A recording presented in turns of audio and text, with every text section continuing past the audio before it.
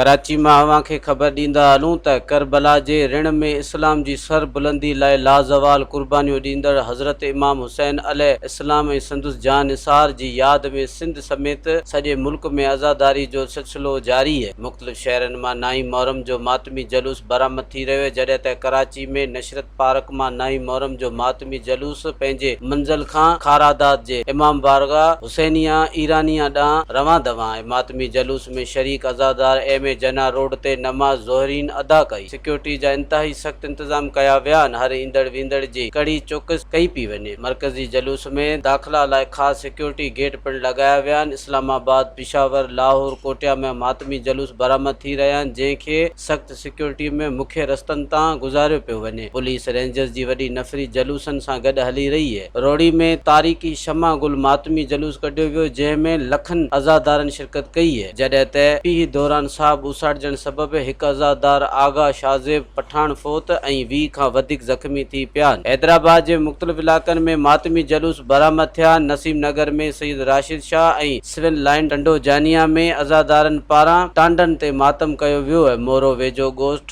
मास्तर मौला बख्श खोसे में अज़ादारनि टांडनि ते मातम करे करबला जे शहीदनि खे भेटा पेश कई है। सन वेझो आमरी मां मातमी जलूस बरामद कयो वियो। तंगवाणी में मातमी जलूस बरामद थियो है, जंहिंमें अज़ादारनि पारां नोहाखोनी ऐं सीना ज़नी करे करबला जे शहीदनि खे भरपूर भेटा पेश कई वई है। पखो, कोहाट ऐं ॿियनि शहरनि मां मातमी जलूस बरामद थिया आहिनि। काज़ी अहमद में अज़ादारनि पारां तलवारनि ऐं गुर्ज़नि जो मातम कयो वियो है, जॾहिं त दोदापुर जाम साहब बहराम मां बि मातमी जलूस बरामद कया विया आहिनि। मज़ीद ख़बरनि ऐं तफ़सीलात लाइ विज़िट कयो असांजी वेबसाइट www.awamiNewsHD.com ऐं ॾिसंदा रहो अवामी न्यूज़ HD।